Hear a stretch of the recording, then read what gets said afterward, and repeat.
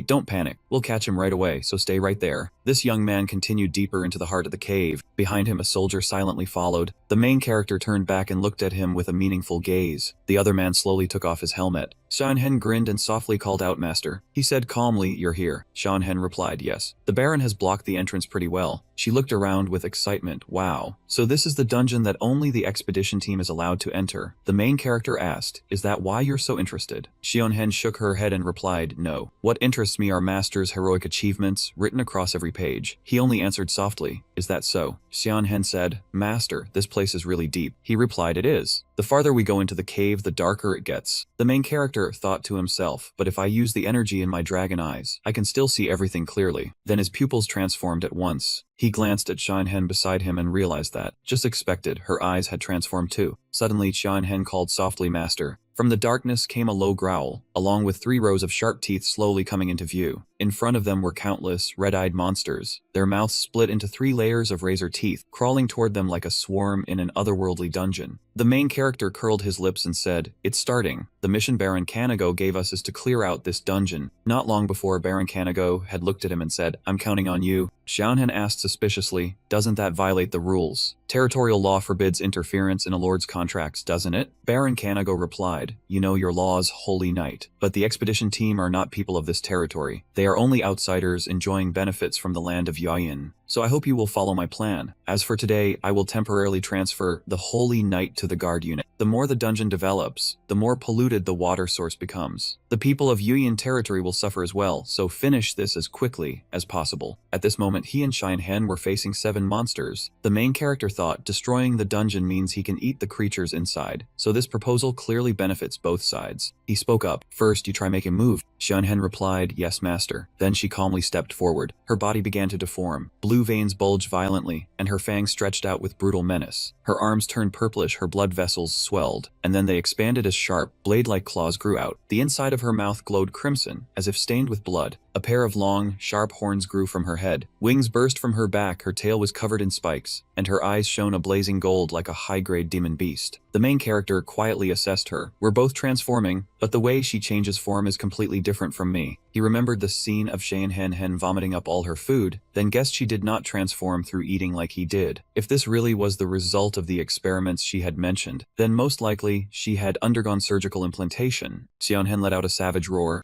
In the next instant, she charged straight into the monster pack. She smashed one monster apart with a headbutt, the sharp horn on her head piercing straight through its body, leaving the creature only enough time to shriek once. Another one howled and lunged at her in a frenzy. Xianhen drove all her weight down into her legs. Then she sprang up like an arrow and pinned the monster straight into the cave wall. She coldly pulled her sharp horn out of its corpse. Xianhen shifted her gaze toward the remaining monsters. One of them opened its grotesque mouth wide and let out a piercing roar. In that very instant, its mouth was nailed hard into the ground. Xianhen kept walking toward the monsters like a true beast herself. They immediately surrounded her, all opening mouths packed with razor-sharp teeth. A moment later, the sound of flesh being torn apart echoed throughout the dungeon. Xianhen unleashed a slash that tore the monster's body apart on the spot, because that creature had already been cleanly dealt with by her, without the slightest chance to resist. Xianhen trembled violently, her body gradually shifting into another form. She dropped to one knee, gasping for breath, then slowly returned to her original appearance. Jin asked whether the other holy knights possessed similar abilities. Xianhen immediately bowed her head and answered, "Ah, no sir. That ability belongs only to me. The other holy knights merely had muscle and bone tissue implanted." After hearing that, the protagonist remarked that even that alone sounded insanely expensive. Xianhen replied, "That is correct. The hardest part was finding a mimic. Thanks to it, I was able to maintain a human shape, but because funding was lacking, my body still developed a few problems." He quietly thought that mimics had definitely appeared in that monster illustration book. He recalled the description he had read. Its trait was transforming into other living beings or objects, often disguising itself as a treasure chest to ambush adventurers inside the dungeon. Thinking of that beastly form, and the treasure chest packed with razor-sharp teeth, the protagonist murmured that she must have endured a great deal of pain. Xianhen shook her head and answered, "Not at all. My memories were completely erased. I only heard about it from others, so it does not weigh on me." He kept walking forward and calmly replied, "Then that is fine." He suddenly stopped in front of a monster corpse blocking the path. The protagonist lifted it up, studied it closely, and said this one was rather unusual. It was not in the illustration book. Could the dungeon's magic have mutated it? "Let me see how it tastes." The moment he finished speaking, he opened his mouth and bit down. He took a mouthful, tore through the flesh with his teeth, and tried chewing it, but the protagonist's expression instantly darkened. He retched violently, as if he had just swallowed the most disgusting thing in the world. He collapsed to the ground, panting in heavy, ragged breaths. The protagonist gritted his teeth and asked, "What the hell is this thing?" He looked closely at the monster's corpse and silently concluded, "This is not simply dungeon monster meat. It is something molded by the magic of this place." He observed the entire swarm again and thought, they are not even alive anymore. They are only biological weapons, moving through magic. Since they moved by streams of magic, not by the contraction and relaxation of muscles, the protagonist could neither imitate nor absorb them. In his mind, he saw the current of magic controlling the monsters' bodies. It felt no different from chewing through a layer of iron armor, and he panted in sheer discomfort. This grotesque object was completely incompatible with his power. The magic inside it made the protagonist vomit for the second time since his birth, and he dug his hands hard into the ground. Even the saintess, whose blood had been replaced by magic, reacted that way when eating its flesh. But before being modified, she had still been human, and the implanted bone tissue and muscles had all come from living creatures. The magic that replaced her blood was also close to real blood, so her body did not reject it this violently. He remembered how the saintess had endured snake bites to transform, then connected that to the monsters before him. But right after that, he blurted out, "No, that is not it." Xianhen called out anxiously, "Master." The protagonist raised a hand to cover his face, his voice dropping low. "We have to move faster." Xianhen replied, "Yes. In your sayings it is written that a knight does not swing his sword for pleasure, but so that tears no longer have to fall. We must minimize the time this dungeon spends harming the people of Santo Kanago." He answered softly, "Yes, that is exactly it." He clenched his teeth, thinking that the monsters inside the dungeon possessed far more dangerous skills than the beasts on the surface. There might even be creatures that surpass dragons, and the protagonist tightened his fist. He delivered a devastating kick to the monster corpse at his feet. He thought to himself, "But I am not exactly normal either. I will crush this pathetic dungeon as quickly as possible, then find a place with something I can actually eat." With that thought, the protagonist and Xianhen continued deeper inside. The SSS rank adventurer Giulio Aventura's monster illustration book was a thick volume with a striking purple cover. The legendary adventurer Giulio Aventura had recorded the secrets of the dungeon. The terrain there was grotesquely distorted, with magic surging through every corner like tree roots burrowing deep into the earth. Monsters evolved in that special environment, including creatures that looked like hounds but possessed 3 jaws full of cold, sharp teeth. Monstrous shadows lurked in every dark corner, and danger was close enough to touch with an outstretched hand. But for capable adventurers, this place also promised fame and immense wealth. The protagonist frowned and cursed under his breath. Damn it, what a joke. This is not evolution at all. It is acquired deformity. He wanted to drag the author of that book out and beat him senseless. Even knowing he could not kill a man already in the grave, he gritted his teeth and clenched his fists. However, in this place, the only thing the protagonist could do was act. As he thought that, he transformed his arm. Only a venomous, snake-like fury remained. In that very instant, he shot forward and ripped apart the monsters blocking the way. The two of them continued deeper into the dungeon. Suddenly, someone appeared and asked in a panic, "Are you the rescue team? Please save us. My companions are still inside." The protagonist said coldly, "Then you can go meet the King of Hell too," and swung his hand, clawing the man's head clean off. Zeon-hen asked in shock, "Master, why did this person?" He answered curtly, "Look closely. That is an undead." Zeon-hen was not wrong. There really was a hole right in his chest. Jin only misunderstood because he still looked far too clear-headed. Main pressed his palm against the ice-cold cave wall. He thought to himself, this place may look like a dungeon cave, but in the end, it is still the body of a gigantic creature. His hand touched the stone wall as if feeling for every pulse moving inside it. If I can borrow its power, maybe I can trace this creature's vital point. The moment that thought crossed his mind, he remembered his own probing tentacles. He pulled his hand back, then said calmly, "We are almost there." Zeon-hen said in shock, "We got here way too fast, Master. Normally, when clearing a dungeon 500 meters deep, even at top speed, it would take at least 12 hours. Main replied, "And yet we only took half that time. So those explorers really are that useless."